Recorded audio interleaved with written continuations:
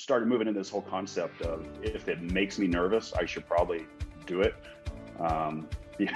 Because when I walk through that cloud and get to the other side, it's always like, wow, that was so worth it. And that's usually, I think, what kind of pushes the needle even further, is when I tackle those kind of moments. It's just getting through it. It's so easy, I think, to just get distracted. And when you're in a busy business, there's a lot of other things. Welcome to Grow Think Tank. This is the one and only place where you will get insight from the founders and the CEOs of the fastest growing privately held companies. I am the host. My name is Gene Hammett. I help leaders and their teams navigate the defining moments of their growth. Are you ready to grow? When you think about delegation, do you think that you do it well today?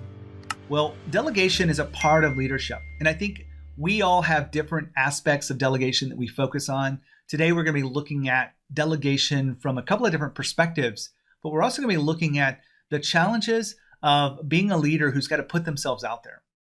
This is part of the special episodes of Optimize Your Time series with CEOs, and I'm really excited to bring you today's guest. He is the CEO and founder of Owens Recovery Science. They are a medical device company. They do clinical trials, they do research, they do a tremendous amount of stuff. They've made the Inc. list. And today we talk with Johnny about his number one strategy for optimizing his time. And it really is talking about delegation the right way for him. And so maybe you can take some pieces behind this, and it really is a systematic way to show what he could let go of and where he can let his team step in to support him.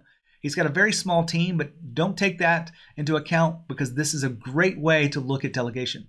In part two is the coaching section of this, where we look at something he's working on today, something that's not quite the way he wants it to be, and we look at it from different perspectives. We actually do a little bit of reframing on this concept of eat the frog, which is about doing the most difficult task first thing in the morning.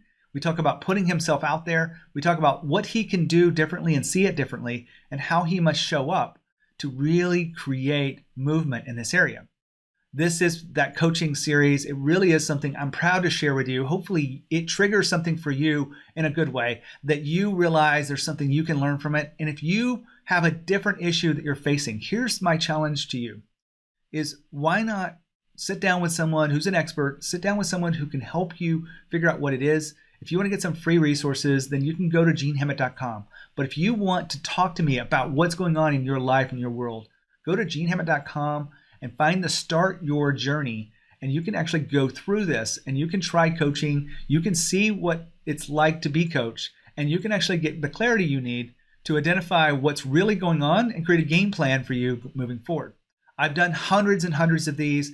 And if you're an audience member listening, I'd love to gift you that right now. Don't think of this as charity. Don't think of this as a sales call. I'm trying to transform how you think and move as a leader. And if you're willing to let me do that, then just go to genehammett.com and go start your journey right now. Now, here's the interview with Johnny. Hey, Johnny, how are you? Good. How are you, Gene? I am fantastic. Excited to have you here on Grow Think Tank. This is your second time being on. Yeah, it is. And the world has changed a ton since the first time I was on, and hopefully 2021 comes out a bit better. Well, we're all hoping for the same, but we're going to talk about time today. And this is part of the Optimize Your Time series. And Johnny, your company, Owens Recovery Science, has been on the Inc. list. Tell us a little bit about the company and what you guys are doing. Yeah, so we're a medical company with kind of three components. We have a medical device that we distribute primarily for orthopedics. We do medical research focused on how this device and the way we use it can help with injuries and illness. And again, most of those are orthopedic trials, but we do have some now diabetes trial going on in Germany, Parkinson's trials. So we're moving into those groups. Our portfolio of studies is in the 40s, and then we do medical education. So we'll train clinicians how to use our device and what our research shows and how they should apply it. Well, I remember talking to you before. We had a great conversation, and today we're going to go into a little bit different direction with Optimize Your Time. We're getting really specific on what other founders have done to really improve the way they spend their time so they can work on the most valuable things. What did you tell me was the one thing that moved the needle for you? Delegation, 100%, not being a control freak, and taking my Superman cape off, that I have to be the hero that touches everything in our organization. It's an interesting way you put that, because I think a lot of people get benefit out of being the hero. Yeah, I mean, maybe it was some sort of false ego thing. There's a control freak to it, and we, we're fairly small employee-wise, but our growth was really, really fast. I mean, just a hockey stick growth, and I felt like things were going to fall apart if I wasn't touching it, and I had to learn that I was spending time on things that I was mucking up or was wasting my time. Now, when you said small, as I remember before, you had about 8 employees. Is that still about the same thing? Yeah, we're still around that size. We try and stay lean. It's helped us a ton this year, and we have a lot of systems in place that help us kind of keep that size small. I heard this the other day. I think it's to another podcast on Masters of Scale, or maybe I was just listening to some of these experts, and they were talking about the new measure now is not the number of employees and revenue, but it's how much revenue you have per employee. So you guys are doing pretty good there. Yeah. I like that metric. So yeah, we really are, and it's nice. We get to share the wealth with our folks that are here, and it keeps them motivated. If we are going to bring in someone new, we really check to make sure everyone's comfortable, because when someone new comes in, the bonuses aren't as big, and we, if they're like, yeah, we need someone, we know we're just that busy that they're willing to give up money because we need the help. I like that measurement. I mean, it doesn't work in every industry the same way, but it is a good measurement per industry. So anybody listening in, it might want to take a check and see what your competitors are doing on a revenue per head count. Johnny, when you talk about delegation, what is your real approach to that? Give us some details behind delegation. So one thing I did is I have an assistant now. And so I'm kind of funneling everything through her. And she almost tells me like, okay, I think one of our other people, this is perfect for them. So I did a first step delegation to get in another person who's kind of like my left brain that's helping with it. And now first thing I do when I'm taking on a project or looking at an email is saying, would this be better if someone else handled it? Not only to get it off my plate, but also is someone, I'm not super detail oriented, which might sound counterintuitive when I'm doing these, medical clinical trials, but I'm kind of always come at it from the big picture view. And so if it's something really detail oriented that things can't slip through the cracks, those right off the bat, I try and see if someone else can do it. And I keep a little journal now, and I just write down what I'm about to do, and I just put either an arrow up, which means I like doing this and I'm excited, or I put an arrow down like, Jesus, I hate this. And the things that have arrow down, I kind of review and try and see, is someone else, would this be in their wheelhouse? Because there's some things that I just despise doing. Some things you just have to do, but some things I know that other people could do it better, and it would make them happier and make me happier. I'm envisioning a paper journal on that. Is that what you mean? Yeah, it is. It's just it's just this with a bunch of little scribbles in it. And if you looked at it, it would look crazy with these arrows up, arrows down, or arrows straight across, which I'm kind of agnostic to the task. But yeah. And then it makes me focus overall of like what I want to get out of this company. If I've got a lot of down arrows, then something's wrong. I hope to have more at the end of the day, end of the week, a lot more up arrows, which means I'm happy with what I'm doing. I was recently listening to a podcast with my son, who's a 13-year-old who wants to be an entrepreneur. And I thought I would bring him into this in an easy way. He wouldn't have to read some business books, even though he's read some. But we were listening to Tony Hsieh's story, and Tony Hsieh's first company, rest in peace, but he walked away from the buyout. So he had actually sold the company and walked away from all the future payments because he was no longer happy with what he was doing at that company. And that's what you're kind of doing. You're kind of creating a system for yourself of logging in what you're doing, and then you're putting the arrows based on whether it gives you energy, takes it away, or kind of neutral, right? Yeah. And if there's if there's a lot of down arrows, then I'm definitely going to do like Tony Hsieh, and I'm going to have to find something else. And his story is just so fascinating because it seemed like he had everything figured out, and then now where we're seeing kind of the end times for him, we're definitely different. So it's going to be an interesting case study from an entrepreneur perspective of what happened. Yeah, I was going back into the beginning of this. I haven't gotten into I don't think it's fully out what caused the demise of him, and I guess I'm curious as you are.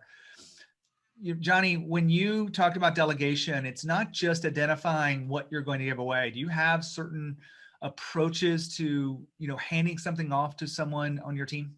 Well, yeah. So, first it's kind of identifying, if I hand this off, is this something that this person is going to kind of bring excellence to, or is it just a task?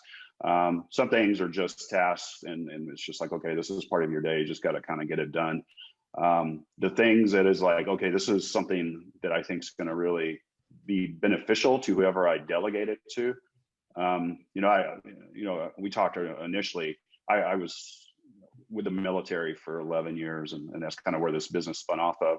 We do a lot of after action reports in our company. And it's once something's done that's been delegated, we kind of follow up to see, was it done well? Was this something you want to expand on? One of our clinicians who's really in charge of education, he's just gotten really good at our social media and marketing, and he kept showing promise. So we'd follow up, and now he's becoming like a really kind of a marketing and social media kind of guru. And we're like, okay, this looks good. We delegated. This is your new thing, and now we're just trying to, do you need education in this? Do you want us to send you to some courses or whatever, and expand his role that way? Before we move into part 2, I want to go back and look at what has happened here. What Johnny talked about to optimize his time is this system for delegating better to his employees. He's got a small staff, which is perfectly fine because he's starting early, which is great. If you have a bigger staff, you should be doing something similar along this journey. He actually takes his journal and writes down in there the task he's doing, and he puts an arrow up if he gives him energy, down if it takes away energy from him, and to the side if it's a neutral kind of task. Now, one of the things I would add to this is being able to put down a name of who would do it if you weren't available. If you were on bed rest, if you were truly not able to do this task, who would do it in your company? Now, there are some tasks that may never be able to outsource, the visionary work and some of the more high-level strategic thinking and critical aspects and all of the big financials and partnerships and things like that. But eventually, if you had a big company, you would have someone in those areas. So every area that you can, put a name next to that task so that you understand who could do it. Now, here's the next level of detail behind that. Why would you choose that person? Is it a skill set that they have? Is it a mindset they have? Is it something that you have identified that they know that they could grow into?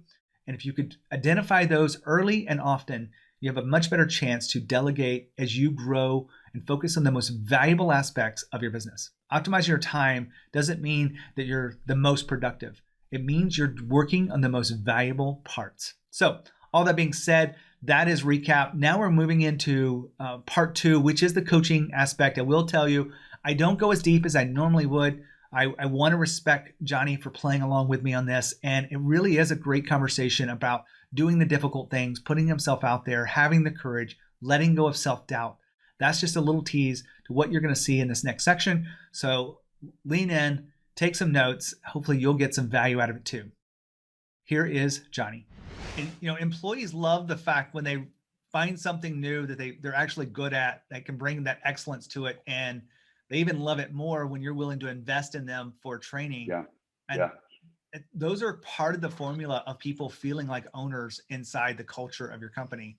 Right. I'm sure you get that.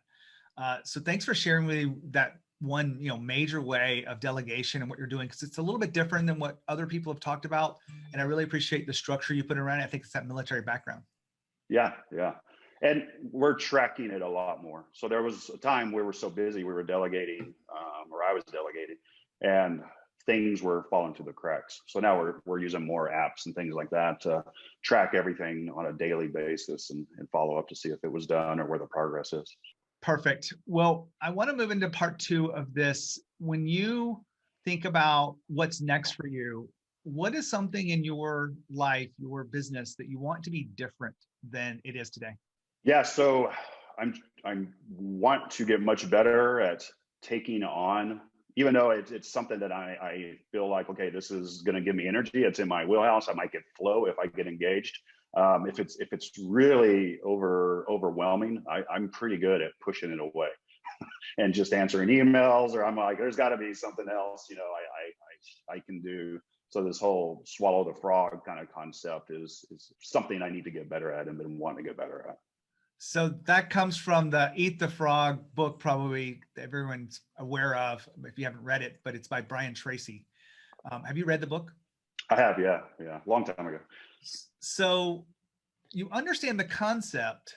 So help me, through this coaching moment, help me really understand what's getting in the way. Is it because you're avoiding the difficult, it's uncomfortable, or is it something else? Yeah, so a lot of it, I think, is these are tasks where I have to kind of put myself out there, so it's writing a paper, I've got a book chapter due, building out, a potential new clinical trial where it's my thoughts and my concepts, and I have to kind of put it out there. So I think sometimes I'm hesitant of that. I was writing that down there. I got to dig a little bit deeper. If you're hesitant to put yourself out there, what is it you're afraid of? Being wrong with it, a lot of this is really new, and nowadays you put stuff out there and it can go kind of all over, and then you can get backlash. So yeah, I think even though it looks like I'm always like at the forefront, tip of the spear, there's definitely a lot of self-doubt when it comes to these new concepts and ideas. Now, I wouldn't have guessed that. I'm glad I asked the question, because you look at and carry yourself as a very confident leader, but yet you still have a little bit of that self-doubt that you carry along with you. Is that fair to say? Yeah. Oh yeah. I 100%. Okay. Yeah. I've dealt with this too, so I'm not saying that I'm not immune to it, but what do you do to help you kind of tame your self-doubt? Yeah. I try and reflect on the successes of things that I've already put out. And it seems like it is done well, and people enjoy it, or my business enjoys when I put myself out there.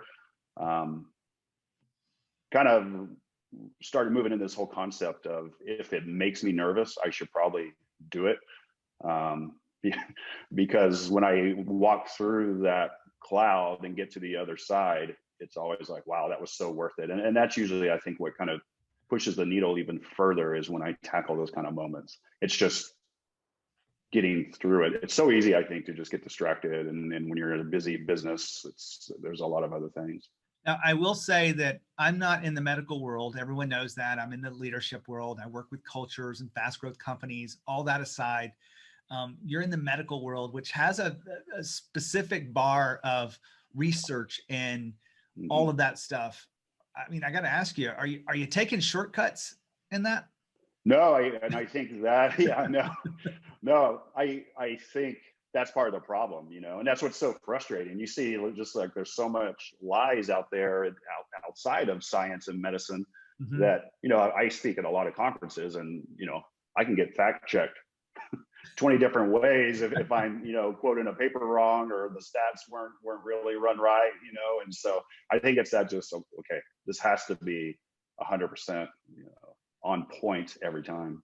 I asked that question, you may have gotten it because I saw the smile on your face. I didn't think you were short tracking. I didn't think you were, putting it out there before it's ready. So you strike me as a very methodical, systemized person, that when you've got an idea, that you're putting it through the paces, you're pressure testing it, you're doing everything you know to do before you put it out there. Is that fair to say too?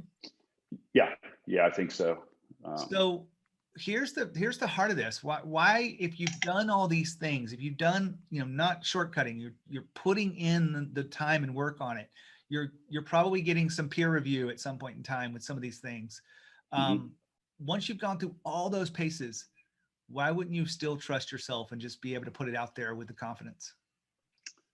Yeah, I don't know. I guess once you hit submit, then it's out there, and then you're like, okay, I hope everything, and it could just be a blog post or something like that, or a book chapter, like I said, I'm writing. It's not actually a peer-reviewed thing.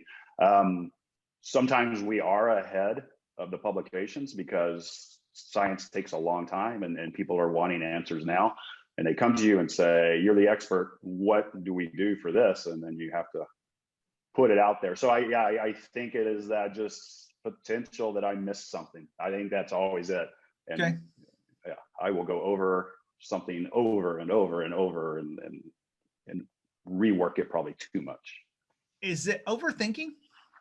I think so. I think that's probably, yeah. Okay. Overthinking and just not wanting to be wrong. Has overthinking paid off for you as you've built this incredible company, incredible team? Has it really paid off for you to overthink like this? I don't know. That's a good question. It's paid off and it hasn't paid off. I think we're kind of a gold standard in our industry and what we do, and we're kind of known for excellence, and so that's kind of always been our motto. But then we're also fail better is when we do something wrong. Let's figure out and correct it and make this a learning moment. But then there is analysis paralysis from overthinking, and I suffer from analysis paralysis. Not pulling the trigger on a decision because I need to think it so much. Is this something that you want to shift from where it is now so that you have more confidence and less of that self-doubt? Yeah. Oh yeah, for sure. Yeah. Okay. You didn't sound really sure on that. Is this something that you think about? Like, what would it be like to have the kind of confidence that I could just put myself out there whenever needed to? Yeah, no, and I do that. I think there's a lot of like pushing this project away. And then again, when I start reflecting on it, it's like, why aren't you doing that? And it's like, well, I'm a little nervous to put that out there. So yeah, that's an issue. And again, it's slowing me down on getting these big things done that need to get done.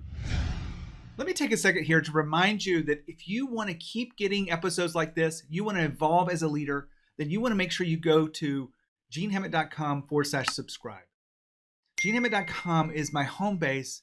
The podcast is Growth Think Tank. And if you want to be a visionary leader, if you want to keep learning from all of these amazing founder CEOs, then go to genehammett.com/subscribe so you don't miss an episode.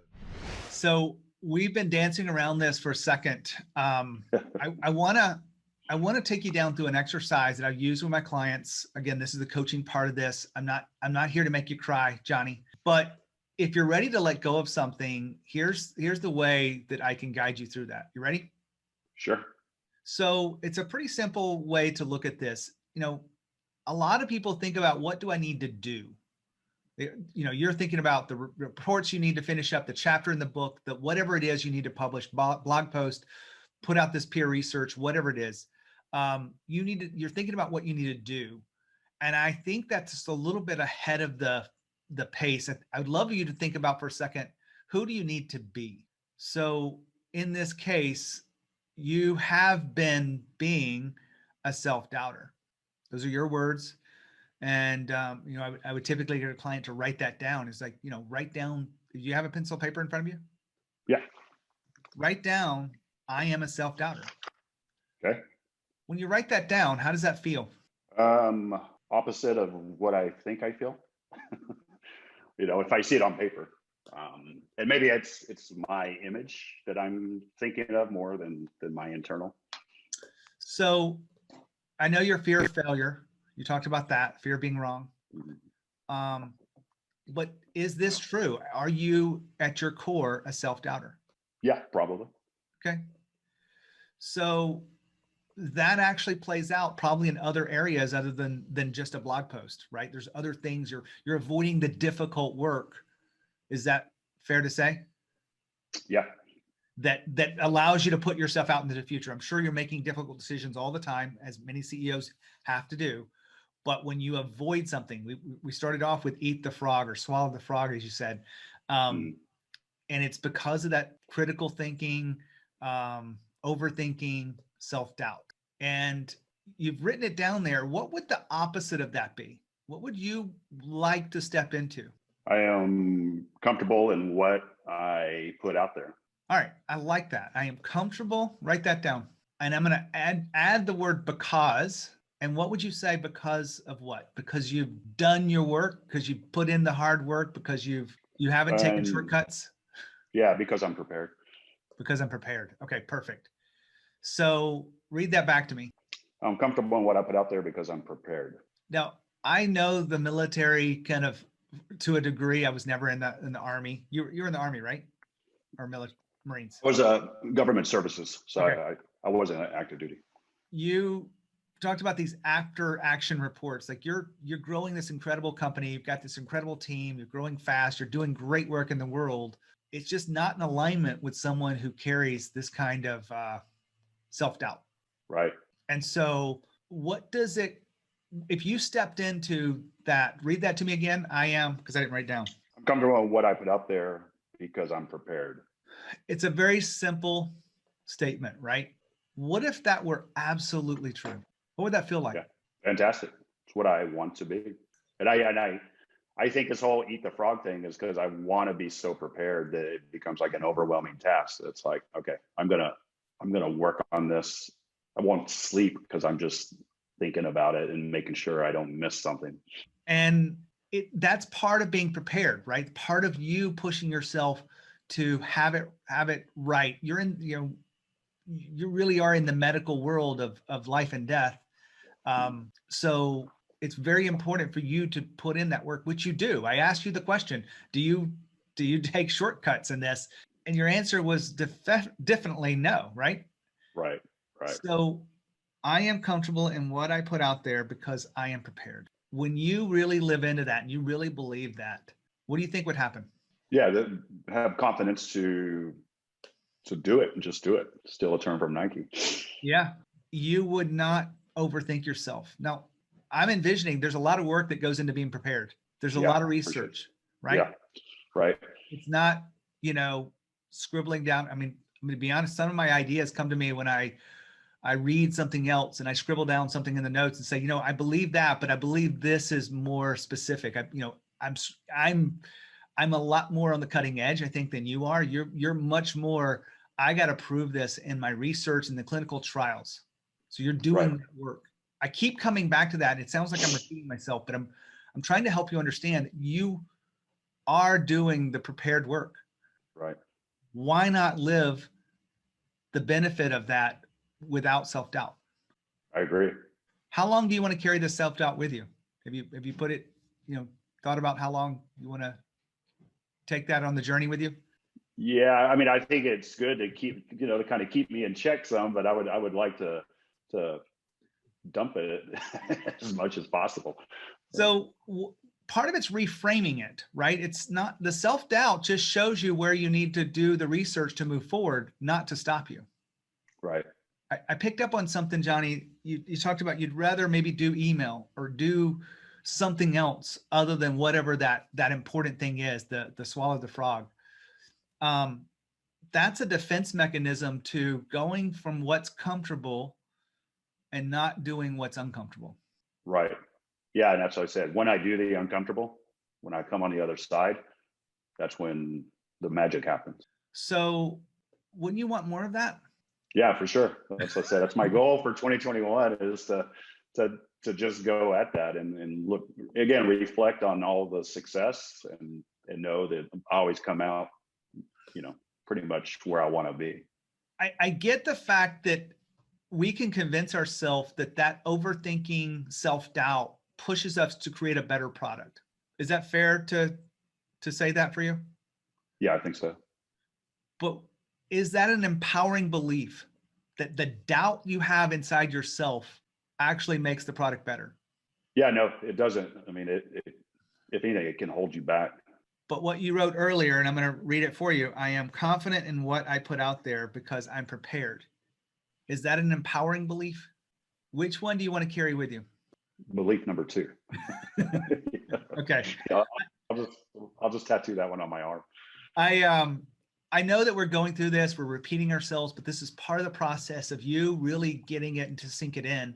There's many more steps beyond this that I typically work with executives, but realizing what the core issue is the most important thing. It's really not this eat the frog thing that's going on. It's the fear that you're carrying and self-doubt that keeps you from, that you focus on something that you can control, like email.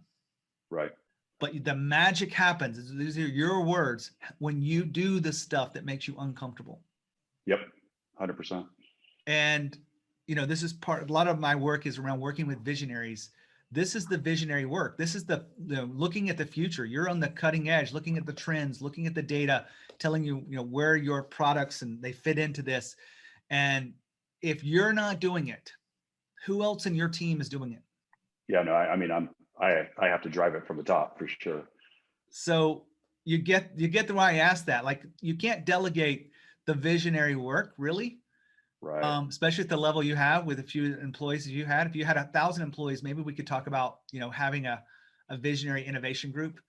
But that's not where we are. It's driven from your work, your thoughts, and the self-doubt has slowed you down in this area. And I'm just asking you, how long do you want to carry it? Do you want to carry it for another week or two, or are you ready to let it go now?